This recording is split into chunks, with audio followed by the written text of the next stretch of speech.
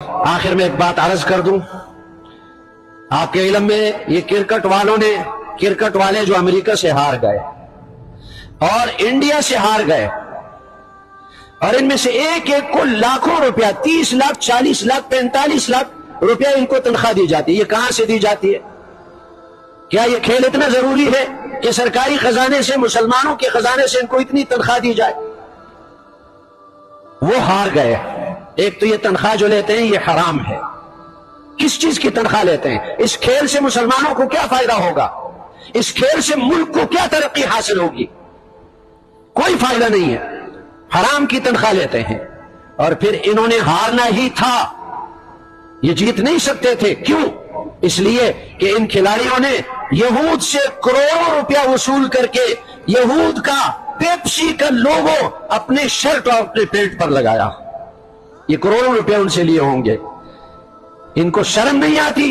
ادھر فلسطین میں ہزاروں بچے یہود کے ہاتھ سے شہید ہو رہے ہیں، ہزاروں عورتیں یہود کے ہاتھ سے شہید ہو رہی ہیں، ہزاروں مرد شہید ہو رہے ہیں، اور بھوک سے مر رہے ہیں، کھانا پینا ان کو نہیں پہنچتا، دوائی نہیں پہنچتی، اور ان بے غیرتوں نے پیپسی کے لوگو اپنے شرٹ پر لگائے ہیں، اپنے پتلون پر۔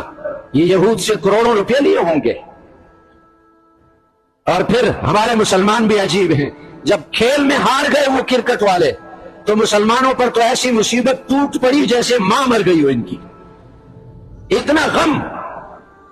اللہ کے بندو، نماز کے چھوٹنے پر تمہیں غم نہیں ہے، روزہ کے چھوٹنے پر تمہیں غم نہیں ہے، سود کے کھانے پر تمہیں غم نہیں ہے، رشوت کے کھانے پر تمہیں غم نہیں ہے، حرام خوری پر تمہیں غم نہیں ہے، اور کرکٹ میں ہارنے پر غم ہے۔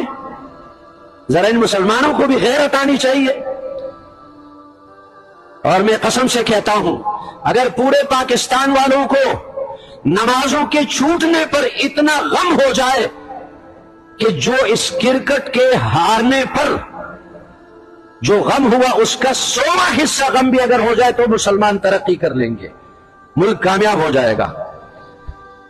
کرکٹ میں ہارنے پر موبائل توڑتے ہیں، اسکرینیں توڑتے ہیں، ٹی وی توڑتے ہیں۔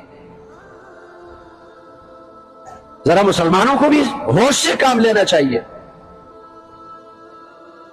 انہوں نے ہارنا ہی تھا، اس لیے کہ وہ یہود کے پیسے لیے تھے انہوں نے۔